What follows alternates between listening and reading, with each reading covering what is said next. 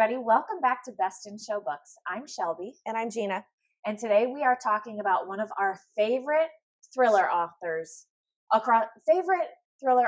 also just favorite authors. Oh, yeah. To be honest, in general. So, yeah. We are talking all about Riley Sager.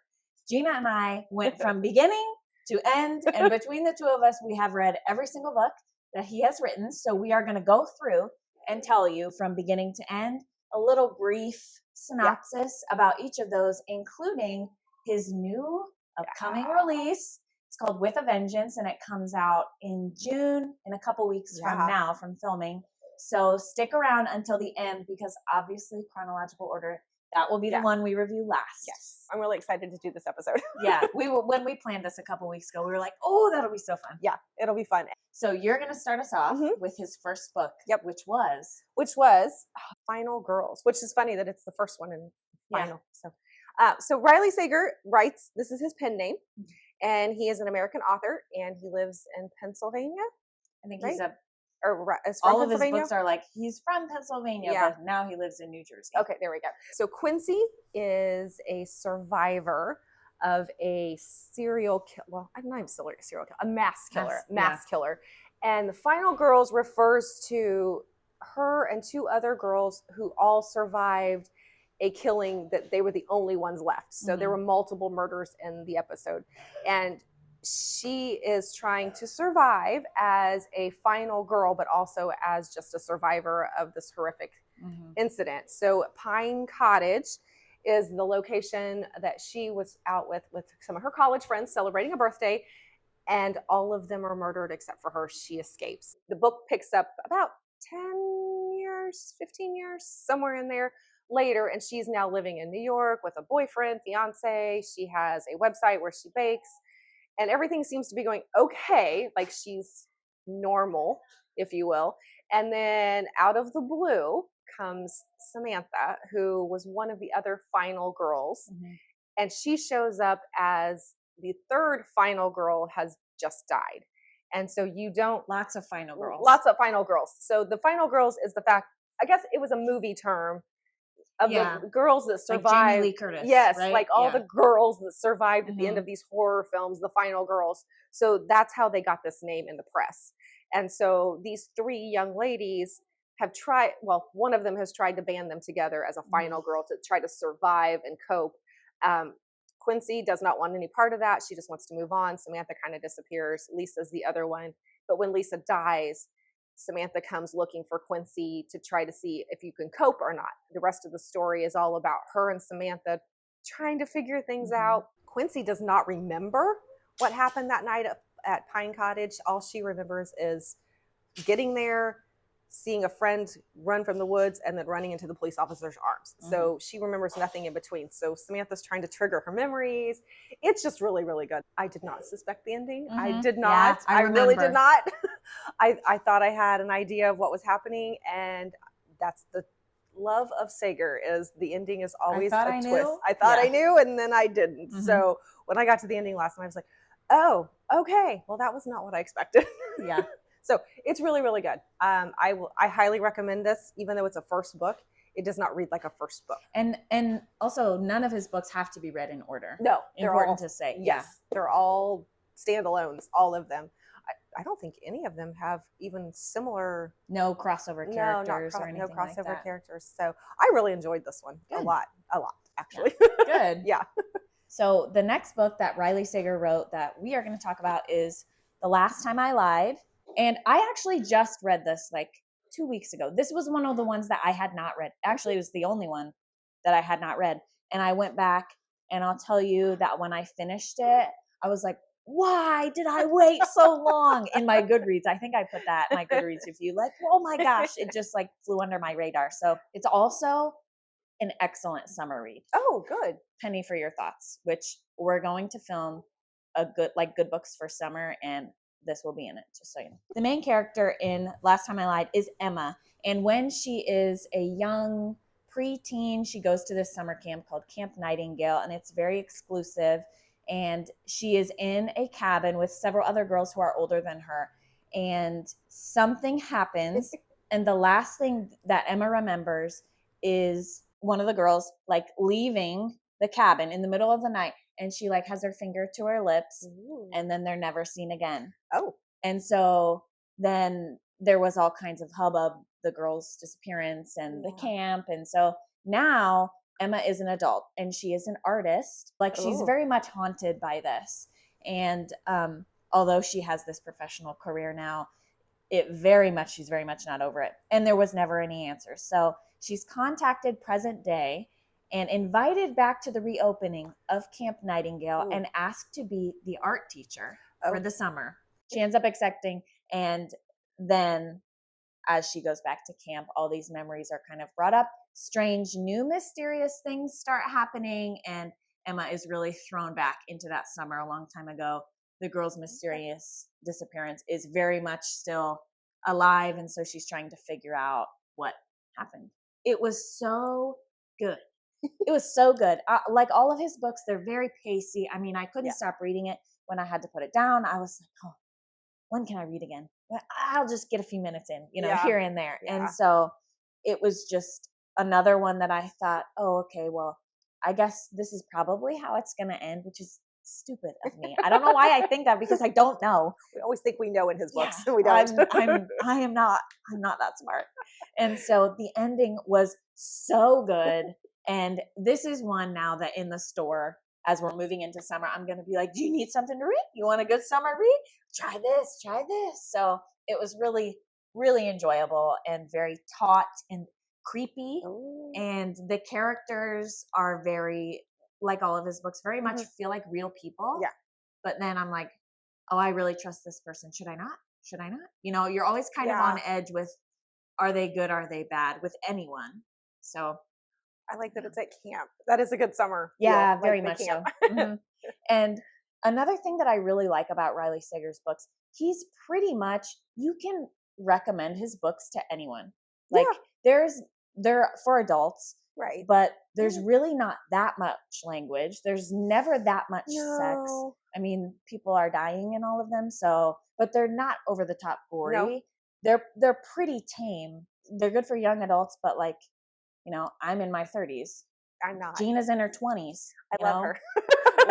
They're good for everybody. Yeah. So, well, I will say that my father-in-law really, really liked him. I gave him Survive the Night, and he's oh, that was so good. Yeah. So now every time I get a new Sager book, I hand it over. So even not 20s and not 30s are liking it. So they're really good books. Riley Sager's second book was The Last Time I Lied. I'm also going to do his third book, Lock Every Door. Lock Every Door is one of my favorite Riley Sager books. Have you read this one? I have not. You've covered the two that I probably haven't read here. I know. I'm going backwards, remember, from... Yes, yeah. She's eventually, you'll get to it. Oh, yes, I will. So I loved this book. And this might even be like one of the first ones that I read by him. It came out in 2019. The main character is Jules Larson. She gets a job apartment sitting at the Bartholomew, and it is this very fancy, kind of mysterious like hotel in Manhattan.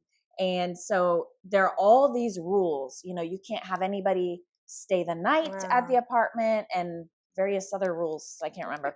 And so she is like, oh my gosh, she's just out of a breakup. She's kind of down on her luck. She feels like this is too good to be true. She's so lucky. And so then there is another apartment sitter, and that apartment sitter goes missing. Oh. And so Jules begins to suspect that not everything is on the up and up at the Bartholomew, and that there might be some sinister things going on. When you read it, you will very much get a vibe of an old horror movie classic. It was also a book. And the echoes of that were like so strong. And I think that a lot of his books are loosely inspired by other classic horror books or movies. I can see that.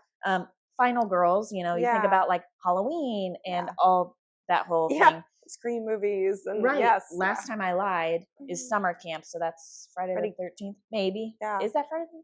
Krueger. I don't know. No, that's Nightmare on Elm Street. That's not my answer. The one with Johnny Depp, where they're at the camp. I don't know. Okay, this is my like loose working theory. So this one also has an inspiration, but I don't want to tell you. So even look at the cover. Like, it's very I don't know how well my camera is going to zoom. Very spooky. Yes. Oh, so good. I loved Lock Every Door. Highly recommend. It's very fast and pacey and creepy, and you're going to love it. Well, you better lock your doors. Yeah, and keep them locked. Dun, dun, dun. Be Home Before Dark. Home Before Dark is the next one. And this one definitely has a spooky feel because it's about the House of Horrors. Literally, the book inside the book is the House of Horrors. So Maggie Holt is a now grown young lady who survived 3 weeks with her parents in a home that they bought at this really good deal. And of course, when you buy an old Victorian house and it's a really good deal, you should ask a lot of questions. Yeah. They didn't ask as many questions as they should. So supposedly this house is haunted. All of these things happen in this house. She sees ghosts, Miss Penny Eyes. There's like, she names them. Like she's convinced that she is seeing these people that are ghosts. Her parents don't quite believe her at the beginning. Then her dad starts hearing the old record player in the attic playing the Sound of Music. There's a chandelier in the living room that keeps coming on. It was. So when they move out, Dad is an author, like a journalist, and he writes the book called House of Horrors.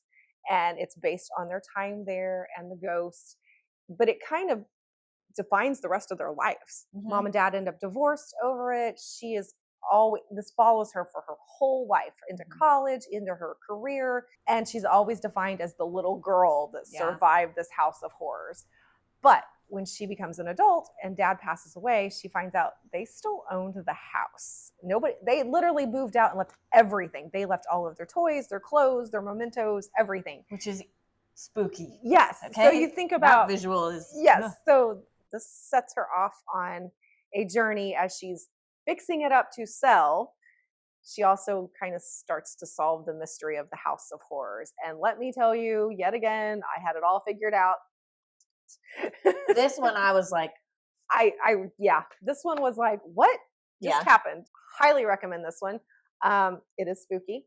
So if you don't want to read this alone or watch some cartoons after you read it, I think it's definitely the spookiest out of all of his. Like, if any of his books are going to lean horror, it would be this one. Yes. Because, I mean, talking about the basis of each story, like, what does this one sound like? Amityville Horror. Oh, that's how I always took it. Oh, yeah. I don't have any concrete proof, but I mean, they're in the house and then they write a book and it pretty much defines like their life and the experience. So that's true, because the book is supposedly based on a real life, like the real life things that happened to them. So the book within the book. I didn't think about that, but you're right. The more we've talked about it, the more I can see his influences of how he came up with that. So that's what I think. That's what I think, Riley. We're making this up as we go. Yeah, I should have looked into it, but I was really busy reading. This is true. So now we're going to Survive the Night. I love his titles. This one takes place in 1991, so it feels a little high schooly for me.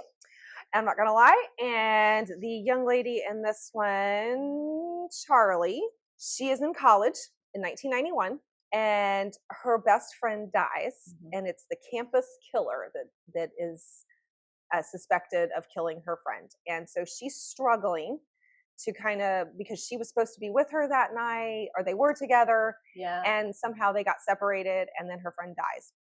So she needs to go home, and she doesn't have a ride. So there's a message board on campus. She needs to go home.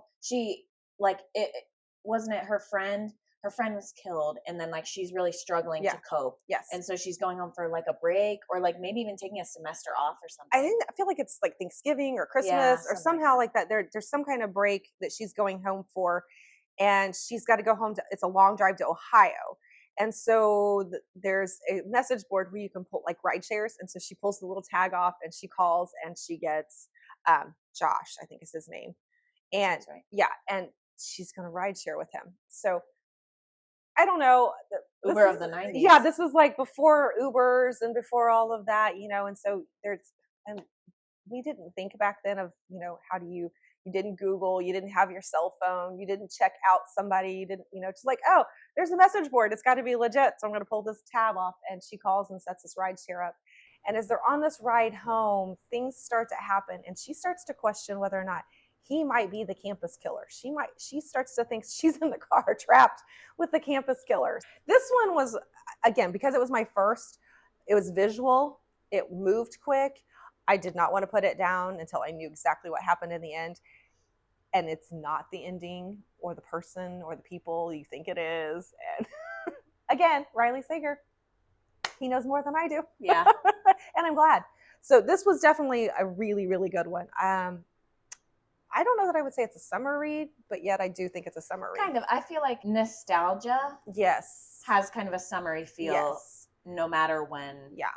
it takes place. Because this definitely doesn't take place in the summer, No, I don't but think. I think that it's 1991. Yeah. And you get reminiscent as they play the music, they talk about it. And if you're anywhere close to my age, you'll remember the 1990s as high school years and proms and dances and the music of your childhood kind of thing. So I enjoyed it a lot. And this, when our book club read it, everyone liked this. Yes. And this was at the end of the year at our like December party. We always ask, okay, like what was your favorite pick this year? And I feel like this year it was this one. I agree. So next in our Sagerology is The House Across the Lake. And the main character in that one, Casey, and she is a widowed actress, and she moves to her lake house, and Casey's not doing well. Okay. She's admittedly not a real likable gal. And across the lake, the house across the lake, is this kind of glamorous couple. And Casey starts to spend her time watching this couple across the lake, and which gives you very much Rear Window kind of feel. And so one day Casey saves Catherine from drowning, and they become friends and kind of build a relationship like through that. But then one day Catherine goes missing, and Casey kind of becomes obsessed with finding out what happened. So this one was full of voyeurism. Casey was kind of like really struggling, in her grief, and then kind of using this, like watching them as an outlet. And I've heard some people say that this is one of their favorites. And then I've heard some people say that it's not one of their favorites. And if you like this kind of Alfred Hitchcock voyeurism type of feel, suspicion, what's really happening? Am I seeing what is actually happening? Because, if you're just seeing through binoculars, like, are you seeing the context of what's happening? She can't hear what's going on so she's across only the lake. Seeing body language. Right, exactly. Or people being like, but which that looks kind of, damning, but you don't know. You never know. House Across the Lake. Pretty brief snippet for that one, but you get the picture. Well, there you go. There's a summary. Yes. It's a lake. Yeah. A lake. Yeah, exactly. It's a lake. And if you like the Rear Window suspicion thing from Hitchcock, you might be right up your alley. So it's a very different feel from his other ones. If you don't like, the ghosty aspect of Home Before Dark or the dark, like sinister lock every door, then this might be more for you, kind of grounded in reality, I guess. Weird reality, but reality. Yeah. Somebody's version of reality. Not pleasant reality. Right. Yeah. So The House Across the Lake, Rear Window. Yeah. Lock Every Door. I don't want to tell you because that might give it away. The House of Final Girls. They're all connecting to older things. Yeah. Including The Only One Left, which is the next one that we're going to talk about. And this was also a book club pick. This is also one that everybody really liked. And the inspiration for this one is none other than Lizzie Borden. And it's even got a really creepy rhyme to it that I will read. Oh, I forgot about the rhyme. Yeah. At 17, Lenora Hope hung her sister with a rope. I read it in the Lizzie Borden cadence, but I'm assuming that's how it goes. Stabbed her father with a knife, took her mother's happy life. It wasn't me, Lenora said, but she's the only one not dead. I totally forgot about the rhyme. Yeah. It was so creepy. Okay, let me tell you about it. So in the story is based on a true thing. The Hope family was killed in 1929, and the only person who survived was Lenora Hope. And so everybody assumed it was Lenora. But after that happened, she never left this crumbling mansion on a cliff. Yeah. And so now it kind of fast forwards, but still in the past, to 1983. And the main character is Kit McDeer, and she is a home health aide, and she is assigned to this house. Now Lenora is an old woman, and kind of nobody else wants this job. Nobody else kind of wants to go in there. They're real spooked out obviously. But now Lenora is in her 70s and she's in a wheelchair, and she is also mute. Yeah. From a series of strokes. And so I'm getting like chills just thinking about I it. know. And so one night, Kit is in there like taking care of Lenora, and Lenora she taps out on a typewriter, and she's like, and she taps out, "I want to tell you everything." Yeah. So that's how she communicates, is with this typewriter, which in itself is spooky and weird. And not like, like one finger on an old school. Yep. And so then Kit is helping Lenora and write the story of what really happened during this Hope Family Massacre. She's old. She wants to clear her name. And there's a lot more to it than Kit thought. Housekeeper. And there's a groundskeeper. I feel like there's two helpers there. And so, and this house is amazingly huge, but literally the cliff it's on is crumbling. And so like pieces of it fall into the ocean. It's a very like, even though it's set in the 80s, it's got a real like gothic feel of definitely. This crumbling manor and this old lady who can't really communicate. So, and I feel like there's a big picture that hangs somewhere of her. There's like this a family painting or beautiful something of her. And, it was really good. And again, this is one that I really loved. Yes, and I loved the ending on this. Absolutely. Like this might have been one of my favorite endings. Yeah, saying nothing else about it. Yes, but the ending is so good. Highly recommend. Absolutely, the only one left. Yeah. What's next? Well, now we're going to be in the middle of the night. So again, the creepy titles just keep coming. So this one was really interesting.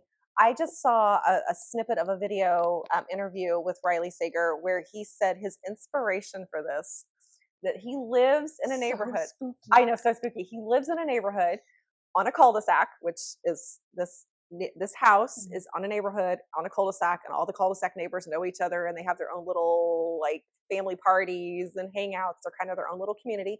And so he was talking about his house on the cul-de-sac, and one night, because he doesn't sleep well, he was up and he was looking out his window, and a light on the neighbors, like their security light on the garage, comes on, but he saw nothing. No animal, no person, no bird, nothing. Just as it goes off, the neighbor next to him or across the street, that light goes on, and the same thing. And he was like, I was so spooked and so creeped out. He's like, I have to write a book about this. Yeah. And he does. And that's how this one starts. In the middle of the night. Yeah. There is a young man. Why did I totally forget his name? He goes back to his parents' house. Yes. Ethan. Yeah, Ethan. His marriage ends, and he goes home, and his parents are moving to Florida, so he's going to stay at the house as the transition goes. And he hasn't really been back since he was a young boy. When something tragic happens, and they tell you that right off the bat. That's the first like bit you get. Yes. What was tell our friends what that in the middle of the night. Yeah. He and his friend Billy are asleep in a tent in their backyard. And the next morning when Ethan wakes up, there's a slash in the tent and Billy's gone. Oh my gosh. So he heard nothing, saw nothing all night long, but Billy's gone. And so he gets up and they're looking for him. Billy's gone, just gone. They never find him. So in the middle of the night, when Ethan moves back, he sees a light in the cul-de-sac go on. Nothing's there. This whole, like all of the lights in the cul-de-sac do this. Like somebody's triggered them, but he can't see anything. A baseball rolls into the yard. I mean, like it had so many spooky, eerie things. And so Ethan starts to be like, Billy is back. Yes. Like because they used to play baseball. And so. Yes. And that was a sign. They rolled it over, tossed it over the fence. When they were ready to play or something like that. And this was another one that I felt like kind of simmered with, now I'm an adult, but I'm still dealing with the awful things that happened to me as a child. So like last time I lied, Final Girls, she wasn't a child, but that was like still something in the absolutely. past. The tragedy of the traumatic experience really hung with him, because he talks about therapy. He talks about not being able to sleep. And I mean, would you be able to sleep if your best friend disappears in the middle of the night? I don't think I'd be able to sleep either. I'd be awake, kind of on guard all the time. So he either falls asleep early morning or he takes pills to go to sleep. He starts asking questions of the neighbors, like, did you see anything? What's going on? Just all of this weird stuff he starts uncovering about the night that it happened, and then his own life currently you start to learn about him. And this is another one, when it got to there were things that happened in the end. I was like, oh, that explains things. Yeah. But I didn't see that one coming. So I really liked this one. This one I felt like was very different from some of his others, in that it is kind of more of like for Ethan, like an introspective exploration. Yeah. He's kind of dealing with his childhood demons, Mm-hmm. and that kind of moves it a little slower. It's more of a character study, Yes. I felt like, than some of these others that are just like plop, plop, plop, plop, plop. Yes. So keep that in mind as you go into it. It's not going to be breakneck thrills, No. but it does have some really, if you're looking for like a creepy read, it's got some really creepy kind of chilling parts, but it definitely does spend more time on Ethan and the character. Mm-hmm. And that's the good thing about Riley Sager's books, is you don't feel like you get the same method. For sure. Like there's a good mix of his stories, Mm-hmm. how they flow. Some have the creepy feel to them. Mm-hmm. Some have just the good mystery and the thriller to Mm-hmm. them. Some have a very character driven. Right. He's really good. Yeah. And they're not formulaic. No. I don't feel like, and they're not predictable. I felt like that. But I am very much the kind of reader. I used to be like, I'm going to read it and figure it out. And some people love to do that. Yeah. I don't want to do that anymore. No. Absolutely not. I want to read it, and I just want to go along for the ride. Like, just relish it. Yeah, as the author. And I feel like that's how they intended.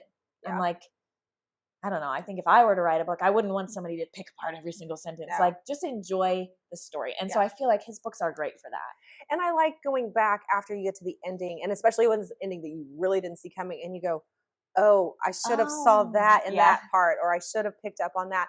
And that's a good story to me, is there were clues along the way, but I was so into the story that I didn't go, oh, wait a minute. Yeah. Because even when you think you know it, you don't. Trust me, you don't. Yeah. So I really enjoyed all of the ones we have read so far. I think we might be down to the new one. The last book, Riley Sager's newest book, With a Vengeance. I'm so excited to tell you about, and I'm also so excited to tell you about. I have said nothing to Gina at all. And before we started this video, I was like, I don't want to say anything. I just want to go in and do it. With a Vengeance. Also we'll put it up on the screen. Comes out in a few weeks, and this one takes place in 1942. Oh, which is very different for him. He's done the 80s, like with Only One Left. He did Survive the Night, 90s. Yep. But 1942, and this book solely takes place in the past. Oh. So it's right after World War II, and it's got a tagline that's like, one train, one deadly journey, no way out, something like that. And so I'm excited it very much gives Murder on the Orient Express vibes. However, it's so uniquely him.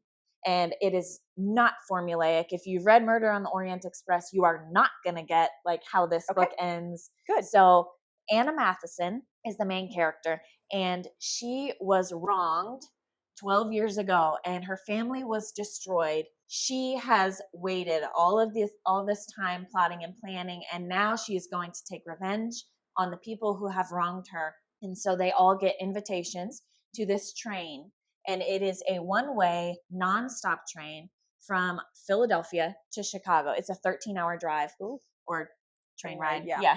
And so Anna is going to get them on the train and deliver them to justice into the hands of the FBI in Chicago. But along the way, things start going wrong. And I'm excited. Someone dies. This is on the back cover.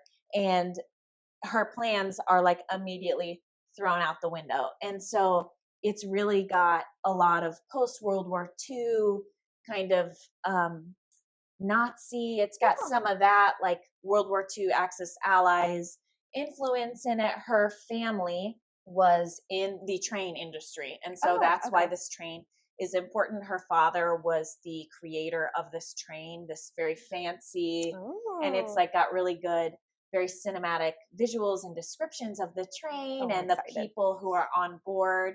And it was so good. And I'm excited.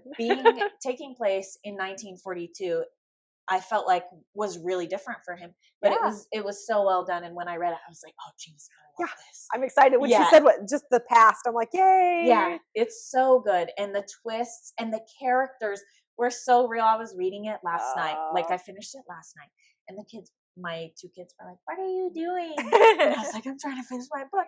And then I would be reading and be like, "Oh, it was so good." That might be one of my favorites. Like the more that I think about it, and I just didn't know where it was going, but it was this great story of revenge and justice and loyalty. It was excellent. I can't wait for it to come out and for you to read it. I can't wait for other people to start reading it. I'm excited. It's really one to put on your summer TBR, even though it takes place in winter. Riley Sager books, you got to read them when they come out. No, those are, ever since Survive the Night, they come out, I read. They come out, I read. don't wait till it's snowy outside. No. And the book is also, it takes place just on this journey. It's literally in 13 hours, and it will be like exciting. 11 hours left, 10 hours left, like that. And so the pacing is excellent, and it's very taut and tightly written. It's great. I'm excited. Yeah. Oh, I'm really excited for this one now. I can't wait to read this. Yeah. Oh. And she was a great character. She was strong. She was independent. She was grieving.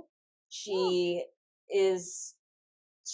just bent on vengeance. Did you like the characters that she has on the train with her, the people that she's brought with her? Were they well defined? And yeah, they're very well written, very well defined. They're on the train because they have wronged her. So they're not likable, good people, but how they wronged her, you get all of that information, and you see exactly why she wants justice from each and every one of these people. And it was so good. I don't want to say anything else. Just read it. It was great.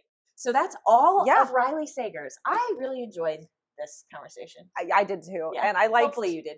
I like that we get to talk about all of the books that we've enjoyed over the last few years, because these are all really liked books. Yeah. Very much so. So I've enjoyed this one. Hope you guys do too. Please let us know if you've read Riley Sager, if you have a favorite.